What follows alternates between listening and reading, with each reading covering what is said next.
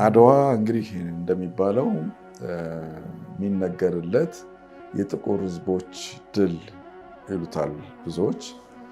እንደ ፕሮፌሰር ኃይሌ ገሪማ አይነቱ ደግሞ አድዋ አን አፍሪካን ቪክትሪ፣ አድዋ የአፍሪካ ድል ብሎ ዶኪሜንተሪ ፊልምም ሰርቶለታል።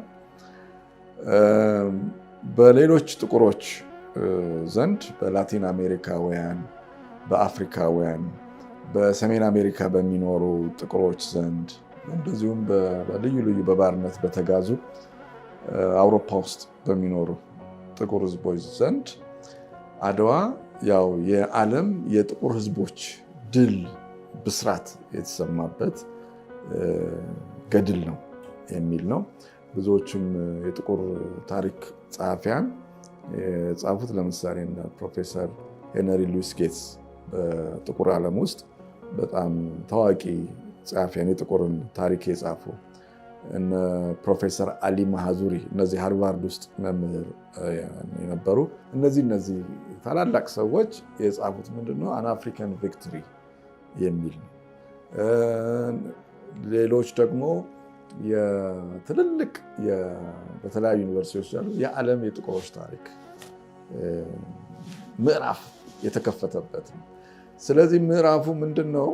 ጥቁሮች በሙሉ በባርነት ስር ስለነበሩ በጣም መከራ የሚያዩበት ዘመን ስለነበር የነጮቹ የበላይነት በተለይ ደግሞ ቅኝ ገዢዎቹ እነ ፖርቹጋል፣ እነ ስፔን፣ እነ እንግሊዝ፣ እነ ፈረንሳይ በዓለም ላይ ተንሰራፍተው ለምሳሌ እንግሊዝ ፀሐይ አይጠልቅባትም ትባላለች በዓለም ላይ። ለምን? አፍሪካ ውስጥ ሲመሽ ሌላ ሀገር ይነጋላታል። በሁሉም ሀገራት ስላለች ማለት ነው።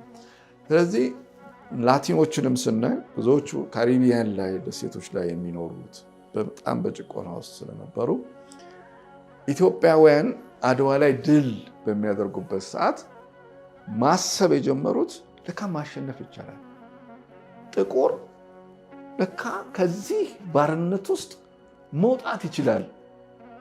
ለምን? ኢትዮጵያውያን በአድዋ ዘመቻ በግማሽ ቀን ጦርነት ትልቁን የአውሮፓ የሰለጠነ ጦር ትልቁን የሚፈራውን የኢጣሊያን ጦር ብቻ አይደለም ያሸነፈው። አድዋ ላይ የተሸነፈው ራሱ ቅኝ ግዛት ቅኝ መግዛት አስተሳሰቡን ነው ያሸነፉት። ለምንድን ነው ይሄ የሆነው? ጀርመን ውስጥ የበርሊን ኮንፈረንስ ነበር እንደ አውሮፓ አቆጣጠር ከ1884 እስከ 85 ለረጅም ወራት የተደረገ ምንድነው ይሄ? ቅኝ ገዢዎች እንደገና ተሰብስበው አሜሪካንን ጨምሮ አሜሪካም ነበረች እዛ ስብሰባ ላይ ተሰብስበው ፍትሃዊ የመከፋፈል እንዴት እንከፋፈል ቅኝ የምንገዛቸውን።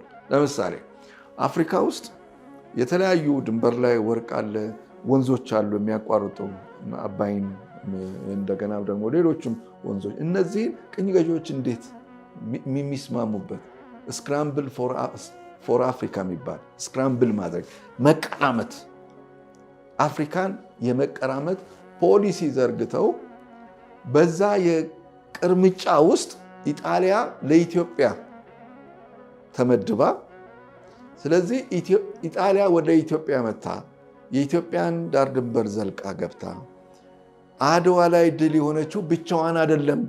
በርሊን ኮንፈረንስ ላይ ቁጭ ብለው የወሰኑትን የቅኝ ገዢዎችን አስተሳሰብ ነው አድዋ ላይ ኢትዮጵያውያን ያመጡት ድል። ስለዚህ ነው የዓለም ድል ነው የጥቁሮች የመላው ዓለም የጥቁሮች ድል ነው የሚያሰኘው። በሙሉ ቅኝ አገዛዝን በየሀገሩ ያለውን አስተሳሰብ ማሸነፍ እንደሚቻል ያሳዩበት ድል ነው ኢትዮጵያውያኖች በአድዋ ጦርነት ላይ። ስለዚህ አድዋ የዓለም የጥቁሮች ብቻ ሳይሆን አንዳንዶች እንደሚሉት የነፃነት ናፋቂዎች፣ ምክንያቱም ነጮችም ሆነው ለጥቁሮች የሚታገሉ በጣም ብዙዎች አሉ።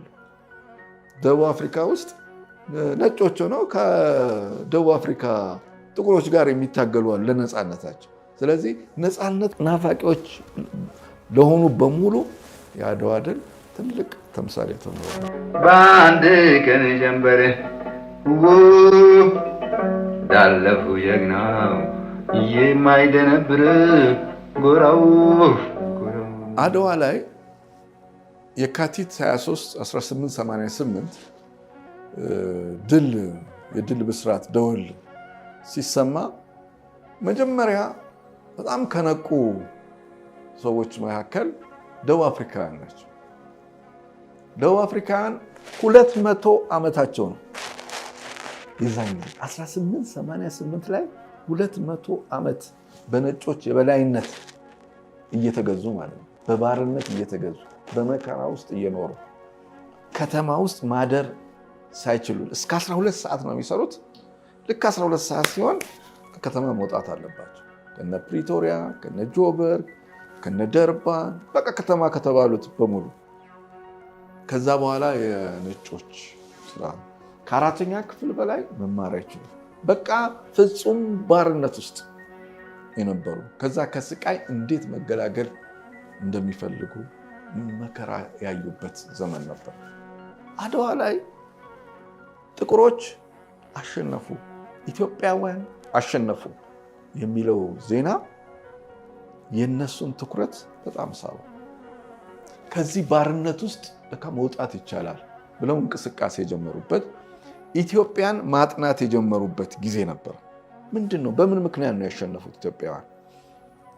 እና በእነሱ ጥናት አንዱ ያገኙት ነገር በጥናታቸው ለምሳሌ አዋጁን የሚኒሊክን አዋጅ፣ መሐላቸውን፣ ከእግዚአብሔር ጋር ያላቸውን ቅርበት፣ ማርያምን ብለው የማሉትን። ስለዚህ ይሄ ሃይማኖት ምንድን ነው? ምንድነው የሚከተሉት? ሚኒሊክ እሱን ወሰዱ። ከዛ በጦርነቱ ጊዜ ደግሞ የሚኒሊክ ባልተቤት እቴጌ ጣይቱ ያካሄዷቸው በጣም የሚገርሙ ከጦርነት ባሻገር የሆኑ መንፈሳዊ ተጋድሎዎች ነበሩ። ያም እንግዲህ ታቦታትን ከተለያየ ቦታ ማምጣት። አሁን ብዙ ጊዜ የጊዮርጊስ ታቦት ነው የሚነገረው። ነገር ግን ጊዮርጊስ ብቻ አይደለም። የጊዮርጊስ ታቦት ብቻ ሳይሆን በርካታ ታቦታት ወደ አድዋ ዘምተዋል። ከአክሱም ጽዮን ማርያም እኮ ወደ አድዋ መጥታለች። ጦርነቱ እየተካሄደ በደቡብ አፍሪካ ጥናቶች ጦርነቱ እየተካሄደ እቴጌ ጣይቱ የታቦት ላይ ተደፍተው ይጸልዩ ነበረ። ጦርነቱ እየተካሄደ ያለው ልክ ጸሎታቸውን ጨርሰው ሲነሱ ጭስ በጭስ ሆኗል አካባቢ። ጦርነቱ እየተካሄደ ነው። ሚኒሊክ የሉም፣ ጦር ውስጥ ናቸው ያሉት። ስለዚህ ከዛ በኋላ ወደ ጦርነቱ ይገባሉ ሰራዊታቸውን ይዘው እና በጣም በጥቂት ሰዓታት ውስጥ ጣይቱ ጦርነቱን ያጠናቅቃሉ። ለደቡብ አፍሪካውያን ይሄ ሌላ ትርጉም አለው። ኢትዮጵያ በጦርነቱ ብቻ ሳይሆን ያሸነፈችው በሃይማኖቷም አሸንፋለች የሚል የራሳቸው መሰረቱ። ስለዚህ ኢትዮጵያኒዝም የሚባል አስተሳሰብ አመጡ። ኢትዮጵያኒዝም በኢትዮጵያ ቤተክርስቲያን ማመን እና በርካታ አብያተ ክርስቲያናት በኢትዮጵያ ስም ደቡብ አፍሪካ ውስጥ መቋቋም ጀመሩ። እኔ ራሴ የተወሰኑትን አይቻቸዋለሁ። እና ያ ከአድዋ ድል በኋላ አስተምህሮቶች በጥቁሮች ውስጥ ተቀየረ። ለምሳሌ ተረቶቻቸው፣ የደቡብ አፍሪካ ተረቶች፣ ሊትሬቸሮቻቸው፣ ስነ ጽሁፎቻቸው ሁልጊዜ የሚቸገሩት ዋናውን ገጸ ባህሪ ከነጮች እስራት፣ መከራ፣ ባርነት የሚያላቅቁበት መንገድ የላቸው። ለምሳሌ ማሸሽ ቢፈልጉ ወደ ናይጄሪያ እንግሊዝ አለ። ጋና ቢያሸሹ እንግሊዝ አለ። ሞሮኮ እንደዚህ ቢያሸሹ የፖርቱጋል፣ የስፔን ቅኝ ገዢዎች አሉ። ታንዛኒያ ቢያሸሹ እንደዛው እንግሊዞች አሉ። ናሚቢያ ቢያሸሹ ጀርመኖች አሉ። የትም መሸሽ አይችልም ያ ገጸ ባህሪ። ስለዚህ አፍተር አድዋ፣ ከአድዋ በኋላ የደቡብ አፍሪካ ስነ ጽሁፍ፣ የደቡብ አፍሪካ የሊትሬቸር ይሄ ዋና ገጸ ባህሪ የሚሳልበት መንገድ ተቀየረ። ወዴት ነው የሚያሸሹት? እንዳይያዝ ማለት ነው። ያ ጀግና፣ አንድ ጀግና ይፈጠራል። ያ ጀግና ከነጮች ከፖሊሶች ደህንነቶች የሚያመልጠው ወደ ኢትዮጵያ ሄደ። ወደ ኢትዮጵያ መንገድ ተከፈተ። የሐሳብ መንገድ፣ የኢማጂኔሽን መንገድ፣ የነፃነት አገር ተመሰረተ። እዛ ሀገር ማን ይዘዋል? ማንም። የነፃነት ቅኝ ገዢ አይገባበትም። አከርካሪው ተመቶ የሚወድቅበት ነው። ስለዚህ የደቡብ አፍሪካ ስነ ጽሁፍ የተቀየረው፣ የጥቁሮች አስተሳሰብ የተቀየረው ከአድዋ ድል ማግስት ነው እና እስካሁን ድረስ እነዛ አብያተ ክርስቲያናትም አሉ። ከዛ በኋላ እንግዲህ ወደ 100 ዓመት ወደ 300 ዓመት ነው የፈጀባት አጠቃላይ ደቡብ አፍሪካ። ግን ትግሉ ይሄ አድዋ ኢትዮጵያኒዝም አስተሳሰብ ቀጠለ። ከዛ በኋላም ራሱ የኢጣሊያ መንግስት እኮ የጠቅላይ ሚኒስትር ክሪስፒ ስርዓት የወደቀው በአድዋ ድል ምክንያት ነው። ማለት ያ ሁሉ ጀነራል ወደ ኢትዮጵያ መጥቶ ያ ሁሉ ጦር መጥቶ የዓለም የሰለጠነ ሰራዊት የሚባል እንዴት በቀላሉ ተሸነፈ? አለቀ። ስለዚህ ሰላማዊ ሰልፎች ተቀጣጠሉ ኢጣሊያ ውስጥ። የዛ መንግስትም ተቀየረ። ከዛ በኋላ ኢትዮጵያ የምትባል ሀገር በጣም ተፈላጊ እየሆነች ምን አይነት ሀገር ናት? ሚኒሊክ ምን አይነት መሪ ነው?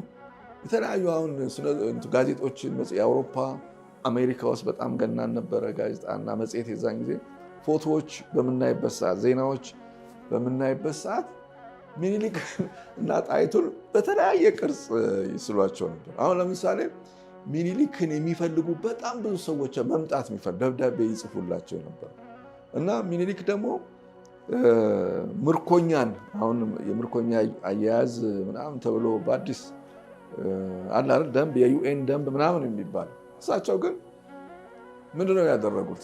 አንዱ ጦርነቱ ላይ የሚገርም ጀግንነት ያሳዩት ማለት ነው። ጦርነቱ እንዳለቀ ህዝቡ ሰራዊቱ መጨፈር ሲጀምር ሁለቱም ጣይቱም ሚኒሊክም አስቆሙ። ምንድን ነው የሚያስጨፍረው? የአዳምን ዘር ገደለና ምን የሚያስጨፍር ነገር አለ? በጣም ያሳዝናሉ። እነዚህ ከሰው ሀገር ይሄን ሁሉ ባህር አቋርጠው መጥተው ይህ ሁሉ ህዝብ ሲያልቅ በሀገራችን ያሳዝናል። ይልቅ ፍትሐት ይደረግላቸው ተብሎ ለጠላቶቻቸው ለሟቾቹ ቀሳውስት ፍትሐት ተደርጎላቸው ተጸልዮላቸው ነው የተቀበሉት ያ ሁሉ ሰራዊት። ከዛ በህይወት የተያዘው ምርኮኛው ደግሞ እንደገና እንደ ወንድም እንደ እህት እንደ ሰው ተይዞ ከአድዋ እዚህ አዲስ አበባ ድረስ በሰላም እያወሩ ነው የመጡት። አሁን ጣሊያን ሰፈር የሚባለው እነሱ ያረፉበት ያ ሰፈር ነው። ከዛ በኋላ ሚኒሊክ እያንዳንዱን እስረኛ ምርኮኛ እያመጡ እየጠየቁ ማነው ስምህ? አንቶኒዮ። ከየት ሀገር ነው የመጣው? እንደዚህ ጣሊያ ቱሪን ከምትባል። ከዛ እናት አባት ወይ ወጣቶች ናቸው። ከዛ ደብዳቤ ጽፈው ሚኒሊክ ልጅሽ አንቶኒዮ እኔ ጋ ነው ያለው፣ የምትፈልጊው ከሆነ ወይም ልላክልሽ ምናምን እያሉ ዓለም አቀፋዊ ደብዳቤዎቻቸው በተለይ ጳውሎስ ኞኞ አጤ ሚኒሊክ ከውጭ ሀገር መንግስታት ጋር የተጻጻፏቸው ከሀገር ውስጥ የተጻጻፏቸውን የጻፈዋል። እጅግ የሚያስገርም ማለት ነው። በጣም የሚገርም እንደ ልብ ወለድ የሚነበብ መጽሐፍ አለ።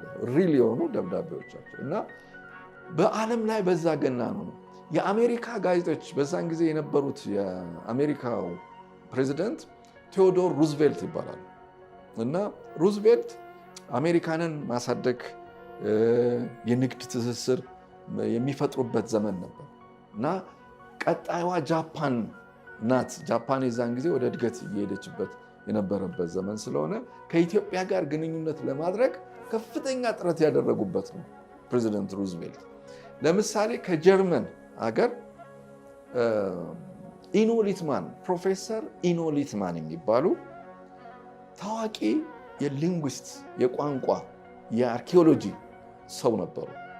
በጣም ታዋቂ። እኚህ ሰው የሴሜቲክ ቋንቋ ያጠኑ ናቸው። ግዕዝና አማርኛን ይችላሉ። አጥንተው ኢትዮጵያ ሳይመጡ ጀርመን ውስጥ ነው።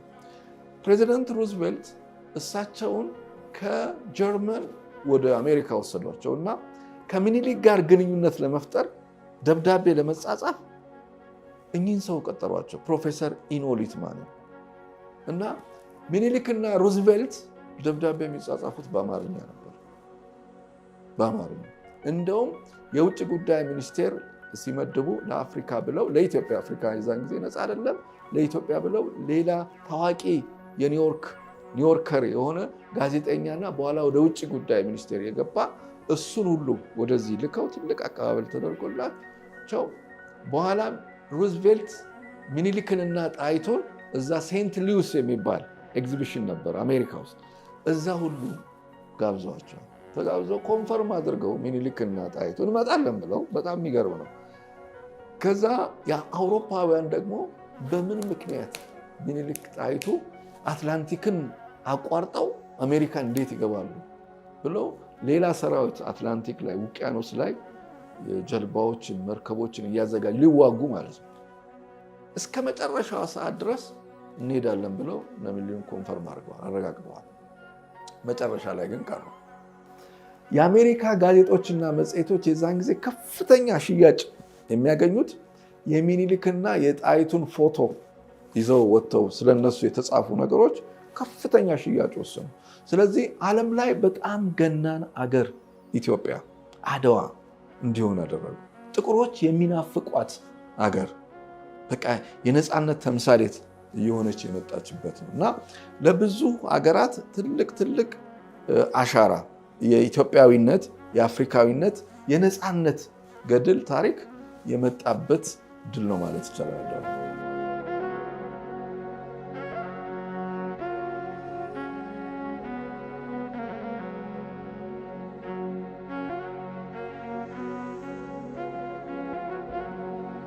ጥቁር በቃ ባሪያ ሆኖ መከራ የሚያይበት አሁን እነ ባርቤዶስ የሚባል ደሴት አለ አይቻታለሁ። ወደ 200 ምናምን ሺህ 280 ሺህ ሰው የሚኖርባት እነ ትሪኒዳድ ኤንድ ቶቤጎ የምትባል የደሴት ሀገር አለች። እነ ጀማይካዎች አሉ። ከዚህ በኩል እነ ቬኔዙዌላ እነ ኒካራጓይ በጣም ብዙ ሀገሮች በእነዚህ በስፔኖችና በፖርቹጋሎች በጣም መከራ ያዩበት የነበረበት ዘመን ነው። በእርግጥ አንዳንዶቹ ከዛ በፊት በተወሰነ መልኩ ነፃነታቸውን ቢያውጁም ያው የሚያስተዳድሯቸው እነዚሁ ቅኝ ገዢዎች ነበሩ። ነገር ግን ምን አስተሳሰብ መጣ? በአድዋ ድል ምክንያት ኢትዮጵያዊነት ኢትዮጵያውያን እንዴት ነው ያሸነፉት የሚለው በጥቁሮች ውስጥ መቀንቀን ጀመረ፣ ማደግ ጀመረ። ለምሳሌ አሜሪካ ውስጥ ሰሜን አሜሪካ ውስጥ የሚኖሩ ጥቁሮች ጥናት ምርምር ማድረግ የጀመሩትና መታገል የጀመሩት ከአድዋ ድል ማግስት ነው። መውጣት ማደግ ይቻላል በሚለው አፍሪካውያን ሙሉ ያው ጨለማ የነበረበት ዘመን ነው። ከዛ በኋላ ነው እንቅስቃሴዎች፣ ፓርቲዎች በህቡ መደራጀት የጀመሩበት ጊዜ ከነ ኤንሲ የአፍሪካን ናሽናል ኮንግረስ ጀምሮ ሌሎቹም ከዚህ ፍሪደም ፋይተሮች ወይም የነፃነት አርበኞች ተዋጊዎች የሆኑ የአፍሪካ ሀገራት በሙሉ የሐሳብ መቀንቀን የተጀመረበት ወደ ነፃነት ጉዞ መደረግ የጀመረበት የዛን ጊዜ ነው። ለምሳሌ በጣም የሚገርም አንድ ታሪክ አለ።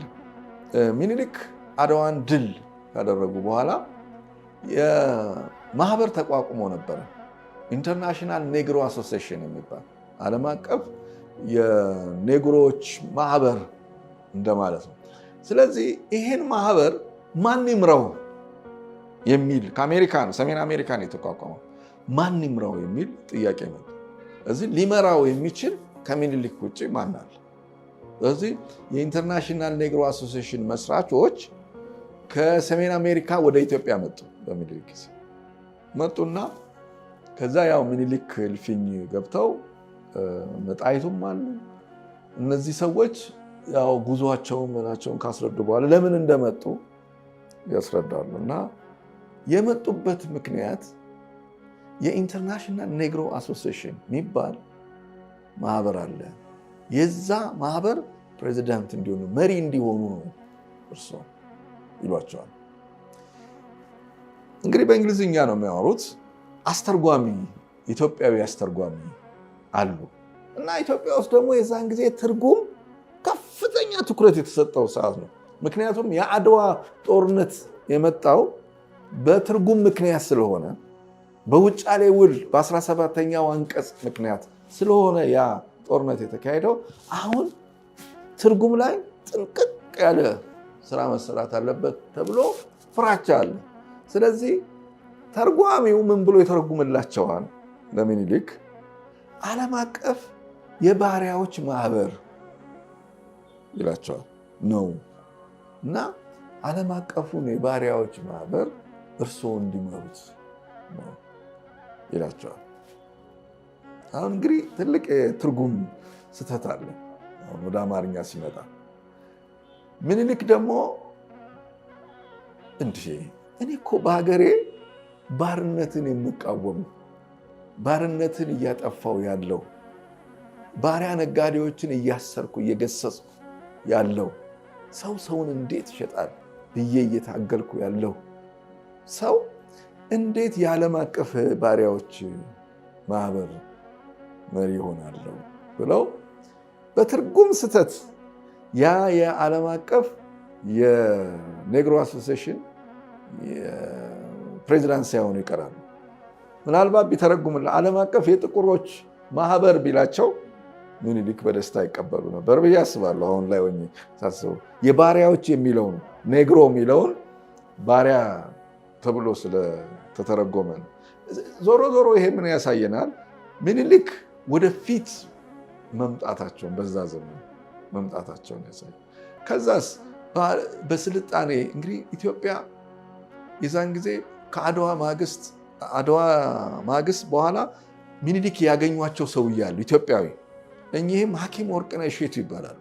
ሐኪም ወርቅነህ እሸቱ በመቅደላ ጦርነት በአፄ ቴዎድሮስ በተሰዉበት ጊዜ በ1860 መቅደላ ላይ ከልዑል ዓለማየሁ ጋር የተገኙ ልጅ ናቸው። በ3 ዓመታቸው ነበር፣ ሕፃን ልጅ ነበሩ። 1860 ላይ 3 ዓመታቸው ነው። እንግሊዞች ወደ እንግሊዝ ከዛም ወደ ህንድ፣ የዛን ጊዜ ህንድ በነሱ ስር ነው፣ ህንድ ወስደው አስተምረዋቸው ከዛ የበርማ ጤና ሚኒስቴር ነበር። ዶክተር ሆኖ ማለት ነው፣ ሐኪም ሆኖ ኢትዮጵያዊ ናቸው። እናታቸውን አያውቁ፣ አባታቸውን አያውቁ፣ ሀገራቸውን አያውቁ። በ3 ዓመታቸው ነው የሄዱት። ኢቭን ስማቸውን አያውቁ ማን እንደሆነ። ዶክተር ማርቲን ነው የሚባሉት እዛ እነሱ ባወጡላቸው ስም። ነገር ግን ከበርማ የጤና ሚኒስቴር ከሆኑ በኋላ ያው ከኢትዮጵያ ነው የሄድከው የሚለው ነገር ስላደገባቸው ከሚኒስትርነታቸው አስፈቅደው ወደ ኢትዮጵያ ይመጣ ኢትዮጵያን ለማየት በዚህ ሶማሊያ ሲደርሱ፣ ሶማሊያ ደግሞ በእንግሊዝ ስር ናት። ቦርደር ላይ እንግሊዞች ናቸው ያሉት እና ወዴት ነው የምትሄደው ይላቸዋል። የእንግሊዝ ኮሎኔል ነው፣ ቻምበርሊን ይባላል። እና ቻምበርሊን ሲጠይቃቸው አይ ሀገሬ ኢትዮጵያ ነው፣ ወደዚህ ማየት ፈልጋለሁ። አንተ እንግሊዛዊ ነህ። ኢትዮጵያ ደግሞ አሁን ወደ አድዋ ጦርነት ልታደርግ ዘምተዋል፣ እዛ ናቸው እየሄዱ ነው ያሉት እና ይሄ አይፈቀድልም፣ አንተ እንግሊዛዊ ስለሆንክ መግባት አትችልም። እንደውም መግባት ያለብኝ አሁን ነው። ጸብ ይጀመራል። እሳቸውም አጃቢዎች አላቸው፣ ሚኒስቴር ናቸው። ይሄም ኮሎኔል ነው። ያው የሱ ኃይል ስለበለጠ ይገደዱና ወደ ኢትዮጵያ ሳይገቡ ወደ በርማ እንደገና ይመለሳሉ። በርማ ሳይደርሱ ኢትዮጵያ አድዋ ላይ ያሸነፉ። ከዛ እንደገና ከአድዋ በኋላ ምኒልክ ወደ አዲስ አበባ ሲመለሱ እኚህ ሐኪም ወርቅነህ መጥተው ይተዋወቃሉ ከምኒልክ ጋር። ማን እንደሆኑ፣ እንዴት እንደሄዱ፣ ወላጆቻቸውን እንደማያውቁ። መቅደላ ብቻ የሆነ ጦርነት እንደነበር አፄ ቴዎድሮስ የተሰዉበት ከዛ ነው። ምኒልክ አዋጅ ያሳውጃሉ። እዛ የእሳቸው ቤተሰብ ይመጣል፣ አያታቸው ወዲያው አወቋቸው። 28 ዓመታቸው ነው የዛን ጊዜ አወቋቸው።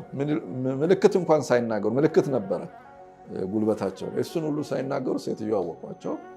ወርቅነህ አሏቸው። ወርቅነህ መባላቸውንም ያወቁት የዛን ቀን ነው፣ ስማቸውን ሰውየው በ28 ዓመታቸው። ከዛ በኋላ የሚኒሊክ ልዩ ሐኪም ነው። ሞደርናይዜሽን የሚባለው አሁን የትምህርት ቤት የጤና፣ የመንገድ፣ የመኪና፣ የኤሌክትሪክ ምናምን ብዙ ነገሮች የስልክ አስተሳሰቦችን ያመጡት ከኚህ ሰው ከኚህ ኢትዮጵያዊ ጋር ከሐኪም ወርቅነህ እሸቱ። አልፍሬድ ኤልግ የሚባል ሌላ የሲዩዝ እንትን አለ፣ እሱም አውሮፓዊ ነው። እኚኛው ግን የበለጠ የሚኒሊክ ሐኪምን በመሆን ማለት ነው የሚዳብሷቸው ሐኪም በመሆን ብዙ ሰሩ። ስለዚህ ዓለም እንዲያውቃቸው ኢትዮጵያ የነፃነት ማማ ብቻ ሳትሆን የስልጣኔ የእድገት ኢትዮጵያ ነፃነት ማለት ምን ማለት እንደሆነ ሌሎችም በማየት እነዚህ አገራት በሙሉ ወደ ኢትዮጵያዊነት እያዘነበሉ በኋላ ይሄ ፓንአፍሪካኒዝም የሚባል ፍልስፍና ወደዛ ኢትዮጵያኒዝም በኋላ የምናየው እስከ አፄ ኃይለ ሥላሴ ጊዜ እሳቸው ደግሞ በጣም አበረሩት፣ ወደ ላይ አመጠቁት። ያ መሰረቱ ግን የመጣው መሰረቱን የገነቡት አፄ ምኒልክ ናቸው። አንዳንዱ አሁን የአፍሪካ የጥቁሮች ታሪክ ስነ ጽሑፍ ስናነብ መውጣት እንደማይቻል ከባርነት ውስጥ ለምሳሌ 200 ዓመት ደቡብ አፍሪካውያንን ነጮች ሲገዙ እንግሊዞቹ፣ ደቾቹ ምናምን አውሮፓውያን ተባብረው ነው የገዙት። እንግዲህ አንድ ሀገር አልገዛትም ደቡብ አፍሪካን። አጋጣሚ የሴትለርስ ሀገር ነው፣ መጥተው ነው የሰፈሩት። በጣም ሀብታም ሀገር ነው። አሁንም በጣም ሀብታም ሀገር ነው። ሲገዟቸው 200 ዓመት ሙሉ የተገዙ ስለነበር ኦልሬዲ የሰው ልጅ ከዚህ ባርነት ውስጥ መውጣት የማይችል መስሎ እንዲሰማቸው ነው። ሌሎቹም የአፍሪካ ሀገሮች ታሪካቸው፣ ባህላቸው፣ ቋንቋቸው ጠፍቶ የአውሮፓውያን ቋንቋ ነው የሚናገሩት። የነሱ አገልጋይ ብቻ ነው የሆኑት። ስለዚህ እንቅስቃሴም የለም። ሁሉም ላቲኖቹም በጣም አሁን ወደ ላቲን አሜሪካ አጋጣሚ ሆኖ ብዙዎቹን ሀገሮች አይቻቸዋለሁ። እነ ቬኔዙዌላ፣ እነ ኩባ፣ እነ ባርቤዶስ የመሳሰሉ በጣም ከኢትዮጵያ ጋር ብዙ ግንኙነት ያላቸው ሩቅ ናቸው። በጣም ከአትላንቲክ ማዶ ናቸው። በጣም የሚገርም ደግሞ ከመልክና ከታሪክ ከምን ጋር ሁሉ የተያያዘ ግንኙነት ያላቸው ሀገሮች ናቸው። እነሱ ሁሉ እጅግ በከፋ በስፔኖች፣ በፖርቹጋሎች በከፋ እንትን ውስጥ ነው እና ከዛ መከራ መላቀቅ በጣም ከባድ ነው ብሎ በሚያስቡበት ሰዓት እንዴት ጥቁሮች በግማሽ ቀን ጦርነት አድዋ ላይ ትልቁን ሰራዊት ያሸንፋሉ? ያ ነገር መብላላት ይጀምራል። ከዛ ውጭ አስበው በሙሉ አፍሪካ አሁን ብዙ ጊዜ ላይቤሪያ ትጠቀሳለች ከኢትዮጵያ ጋር። ላይቤሪያ ግን የተለየ ሌላ ታሪክ ነው ያላት። ላይቤሪያም በቅኝ ገዢዎች ስር ናት ማለት ይቻላል በተዘዋዋሪ መንገድ። ምክንያቱም አሜሪካ ውስጥ የሚኖሩ ጥቁሮች እንዲያስተዳድሯት የአሜሪካውያን የሆኑ እንዲያስተዳድሯት ነው እንጂ የተደረገው የአሰች እንደ ኢትዮጵያ በነፃነት ዛ ላይቤሪያ ውስጥ ብዙ ችግር ያለበት ነው። ስለዚህ በሙሉ አፍሪካ በነጮች ቅኝ ገዢዎች መዳፍ ውስጥ ወድቀው መከራ በሚያዩበት ሰዓት እነ ሚኒሊክ እነ ጣይቱ አገር የሚባለውን ዳር ድንበር አበጅተው አንድም ጠላት የኢትዮጵያን ድንበር ጥሶ እንዳይገባ አድርገው እንግዲህ አስበው እንደ ካንሰር ከበዋል። ግን የሀገር ሉዓላዊነትን አስከብረዋል። እነዚህ ሰዎች በሙሉ አፍሪካ በቅኝ ገዢ ስር ሆኖ አንዲት አገር ዳር ድንበሯን አስከብራ መኖር ይሄ እኮ በጣም ተአምር ነው። በምን ምክንያት ነው እንዲህ ያደረጉት? ለምሳሌ በጣም የሚገርመው ሚኒሊክ ወደ አድዋ እንግዲህ ባለቤታቸው ጣይቱ ባለቤታቸው እሳቸው ብቻ አይደሉም የዘመቱት፣ ልጃቸው ዘውዲቱ ጭምር ቤተሰቡ በሙሉ ነው የዘመተው። ስለዚህ አንድም ሰው የለም ማለት ነው። ቀሳውስቱ በሙሉ ነው የዘመተው። ታቦታቱን ይዘው ነው የዘመቱት። የቀረ ሰው የለም። ታዲያ ቀሪው የኢትዮጵያ ክፍል እንዴት አልተወረረም? እንዴት እንግሊዞች አልገቡ? እንዴት ፈረንሳዮች አልገቡ? የዚህም ደግሞ ሌላ መልስ አለው። ለምሳሌ አደራ ብለው ይሄን መንግስትን ጠብቁ ብለው የሄዷቸው ሰዎች አሉ። እነ ጦና እንግዲህ ከተለያዩ ብሔረሰቦች እነ ጦና እዚሁ ነው የቀሩት።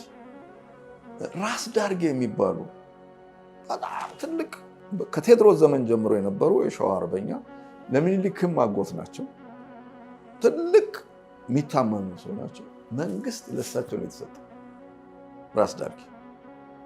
ራስ ዳርጌ በምኒልክ ዙፋን ቁጭ ብለው ምኒልክ 10 ወራት ሲፈጅባቸው እስከ አድዋ ሄደው እስከሚመጡ 10 ወር ሙሉ ዳር ድንበር እንዲጠበቅ አድርገው አገር የመሩ በዛ በቅኝ ገዢዎች ጥርስና እንትን ውስጥ ባለች ሀገር ማለት ነው።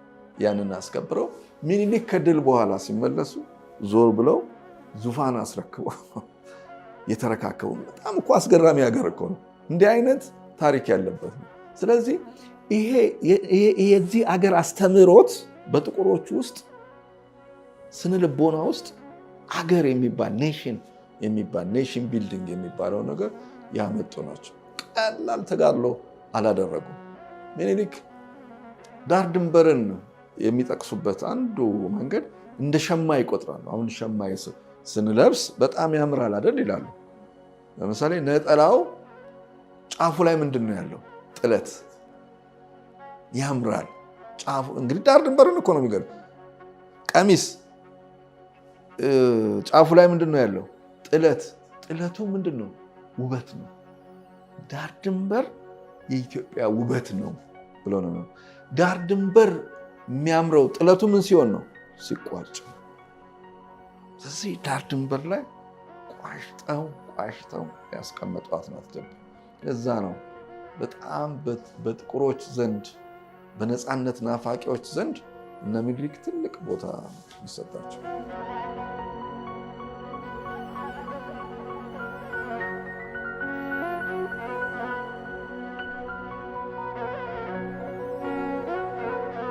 የነፃነት ጉዞ ሂደት ነው። እንግዲህ በዚህ ሂደት ውስጥ ምኒልክ ይሄ ፓዮኒየር የሚባለው ፈርቀዳጁ የነፃነት ፈርቀዳጅ። ይሄ ማለት ከዛ በፊት ነፃነት የለም ማለት አይደለም። ቴዎድሮስም ቢሆኑ ከታላቋ ከምትባለው ከእንግሊዝ ጋር ነው የተዋጉት። መስዋዕት የሆኑት አልተሸነፉ። ምክንያቱም ተሸነፈ የሚባለው አገሩን ቅኝ ገዢ ከሰጠ ነው። ሰራዊቱን በትኖ እንደገና ሌላ ጦርነት ነው በሰራዊቱ ዘንድ የታወጀው። ስለዚህ እንግሊዞች ኢትዮጵያን የሚይዙበት አቅም አጥተው ነው የወጡት። ስለዚህ ቴዎድሮስ የትልቅ ኔሽን አስተሳሰብ መስራች ነው አፄ ቴዎድሮስ። የአፄ ቴዎድሮስ ተማሪ ናቸው። ምኒልክ ሸዋን አሸንፈው አፄ ቴዎድሮስ ኢትዮጵያን አንድ አደርጋለሁ ብለው ወደ ሸዋ በመጡበት ጊዜ የ12 ዓመት ልጅ ነበሩ። ምኒልክ ወስደዋቸው የነገስታት ልጅ ናቸው። ወስደው አፄ ቴዎድሮስ የጠላት ልጅ ናቸው። ምኒልክ አስብ፣ የጠላት ልጅን ወስደው በቤተ መንግስታቸው ውስጥ አሳደጓቸው። የሚያሳድጓቸው ምን ነው? ወደፊት ኢትዮጵያ የምትመራው አንተ ነህ።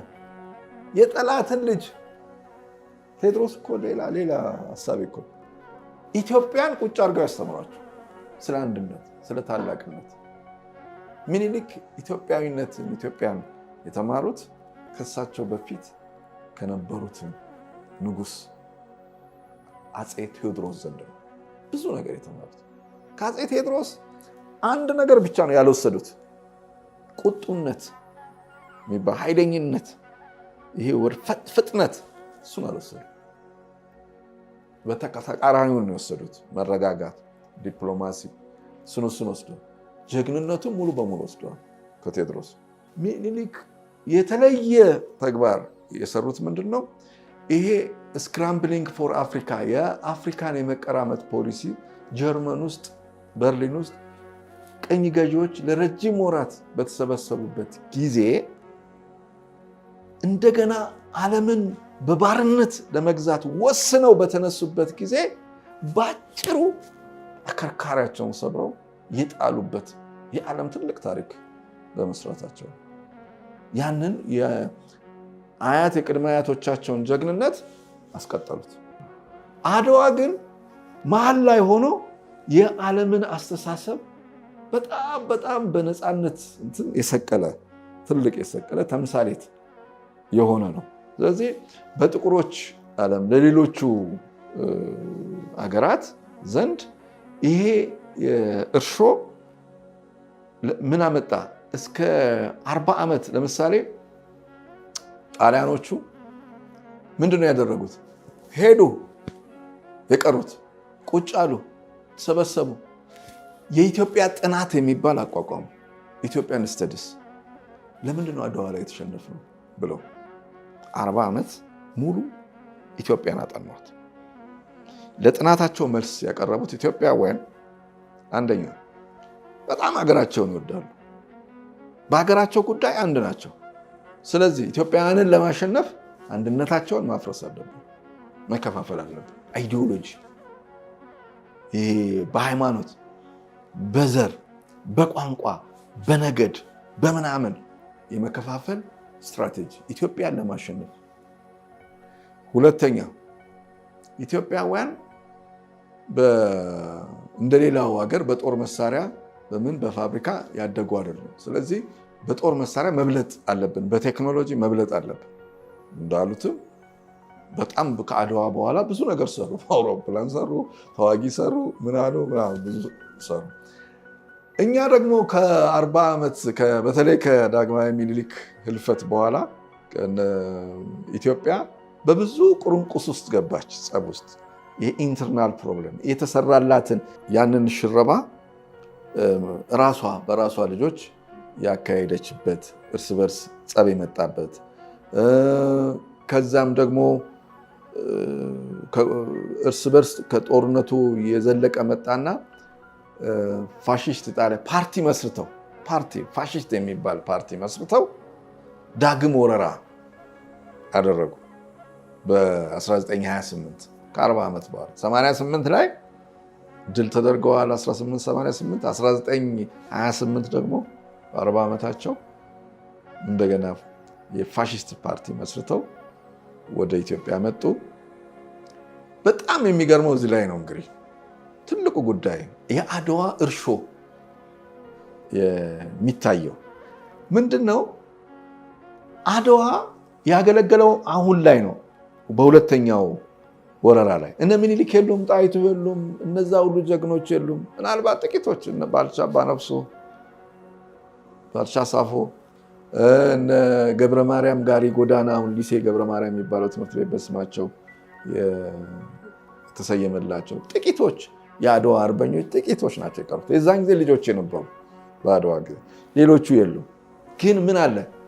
አስተሳሰብ፣ አድዋዊነት፣ የአድዋ ድል ኢትዮጵያኒዝም የሚባለው አስተሳሰብ ስለነበረ ብዙ ጥቁሮች ሰልፍ ወጡ፣ ዲሞንስትሬሽን ውስጥ ኢትዮጵያ መወረር የለባትም ብለው በሰሜን አሜሪካ ያሉ ጥቁሮች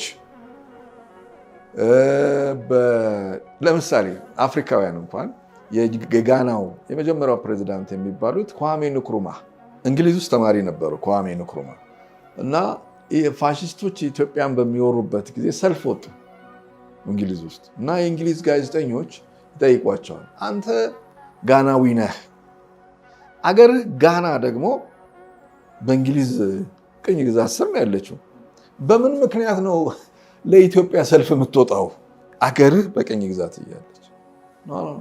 እኔ እኮ ለኢትዮጵያ የምወጣው ኢትዮጵያ የእኛ ተምሳሌት ናት፣ ሞዴል ናት፣ የነፃነት ሞዴል ናት። እኛ የምንታገለው እኮ እንደ ኢትዮጵያውያን ነፃ ለመሆን ነው፣ እንደ ኢትዮጵያውያን ጀግኖች ለመሆን ነው። ኢትዮጵያውያን ደግሞ በባርነት ከተያዙብን ምሳሌ የለንም ነው ያሉት። ይህ ምን ማለት ነው? አድዋን መጥቀሳቸው ነው። ሌሎች ወደ 5000 የሚሆኑ ጥቁሮች ከሰሜን አሜሪካ መርከብ ተከራይተው ወደ ኢትዮጵያ ቮለንተሪዝም ተመዝግበው ሊዋጉ ወደ ኢትዮጵያ ሊመጡ ሲሉ የአሜሪካ መንግስት ነው የሚያግዳቸው፣ የሚከለክላቸው። ለምን ነው የሚመጡት? የአድዋ ታሪክ ስላለ ነው፣ ነፃነት ስላለ ነው። ይሄ ሀገር ዳግም አያዝም ብለው ነው። አድዋ አሁንም አልቆምም። ከ40 ዓመት በኋላ ጥቁሮችን የሚያነቃንቅ ለኢትዮጵያ የሚያስቆመው ነው። ለምሳሌ ኮሎኔል ጆን ሮቢንሰን የሚባል ቴክሳስ ውስጥ የአውሮፕላን ማብረሪያ አስተማሪ የነበረ ጥቁር ነው። እሱ ጣሊያኖች ኢትዮጵያን ሲወሩ ለኢትዮጵያ በአየር ሊዋጋ ቮለንተር አድርጎ በበጎ ፈቃደኝነት የመጣ ሰው ነው ኢትዮጵያ ውስጥ። ከዛ ኢትዮጵያ ደግሞ ያሏት የዛን ጊዜ አውሮፕላኖች እንኳን ጦርነት ሊያካሄዱ በጣም ትንሽ ደቂቃዎች የሚበሩ ናቸው። ከሆነ ቦታ የሆነ ቦታ የሚደርሱ ናቸው። በጣም ገና ያልዘመኑ ነበሯት፣ ግን ያልዘመኑ ናቸው። ስለዚህ ሄደው እንደውም ግርማዊ ቀዳማዊ አፄ ኃይለ ሥላሴ ኮሎኔል ጆን ሮቢንሰንን አግኝተውት አመስግነውት ሊዋጋ በመምጣቱ እና ሕይወቱን ለኢትዮጵያ ሊሰጥ በመምጣቱ አመስግነውት፣ ግን የሚዋጋበት አውሮፕላኖች ስለሌሉ ዝም ብሎ ራሱን መስዋዕት እንዳያደርግ ወደ ሀገሩ በሰላም እንዲመለስና ወደፊት ነፃ ስንሆን ከፋሽስቶች ወረራ ስንላቀቅ መተህ አየር ኃይላችንን አየር መንገዳችንን ትመሰርትልናለህ ብለው ተቃቅፈው ተላቅሰው ነው የሚለያዩት። በጣም የሚገርም ስቶሪክ ነው። ይህ ሰው ለምን መጣ? የአድዋ ጀግንነት ድሮ ስለነበረ ተመልሶ ሄደ ወደ አሜሪካ። ከዛስ በ5 ዓመት ውስጥ ኢትዮጵያ ድል አደረገች። ኮሎኔል ጆን ሮቢንሰን እንደገና መጥተው በቃላቸው መሰረት የኢትዮጵያን ኤርፎርስ፣ የኢትዮጵያን አየር መንገድ፣ የኢትዮጵያን አብራሪዎች ያሰለጠነ ያቋቋመ ሰው ነው። እነዚህ የአድዋ ትሩፋቶች ናቸው። አድዋ ያመጣው ስፕሪት መንፈስ ነው። እንደሚያሸንፉም እርግጠኛ ለምን ሆኑ አፄ ኃይለ ሥላሴ? ድል ስናደርግ ትመጣለህ። ምክንያቱም ሚኒሊክም አድዋ ላይ ምንድን ነው ያሉት? አዋጅ ሲያወጁ ይህን ሰምተህ የቀረ ወስልተህ የቀረ ካለ በኋላ ስመለስ ትጣላኛለህ። ወዴት? ወደ ዘመቻ እየሄዱ ስመለስ ማለት ምን ማለት ነው? እንደሚያሸንፉ ያውቃሉ። አሸንፈው እንደሚመጡ በዚህ አማላጅ የለኝም አሉ። ስመለስ እጣልሃለሁ አሉ። እርግጠኞች ናቸው። ለምን? ከስፕሪታቸው ከመንፈሳቸው ጋር ከፈጣሪያቸው ጋር ከሀቅ ጋር የሚያወሩ ስለነበሩ እና ኢትዮጵያ በብዙ መልኩ እንትኗ ይሄ ከመንፈሳዊነትም ከድልም ብዙ የተወረሱ በጥቁሮች ዘንድ ሕሊናቸው ውስጥ ብዙ ነገር እንዲወስዱ አድርጋለች ማለት ይቻላል።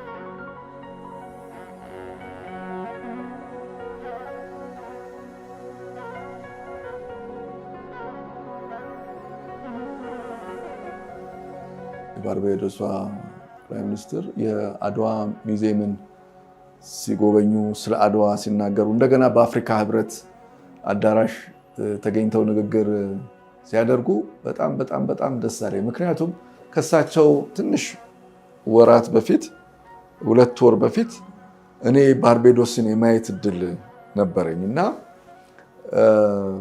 አገራቸው ባርቤዶስ ትንሽ ሀገር ናት፣ የደሴት ሀገር ናት። 100% በሚባል መልኩ መልካቸው ኢትዮጵያ ነው። መንገድ ላይ ልታገኛቸው የምትችላቸውን ሰዎች በአማርኛ ነው የምታወራቸው። እየተሳሳትክ ኢትዮጵያ ውስጥ ያለ ነው ይመስል። ነፍሱን ይማረውና ፕሮፌሰር አብይ ፎርድ የስኩል ኦፍ ጆርናሊዝም አዲስ አበባ ዩኒቨርሲቲ መምህር ነበር።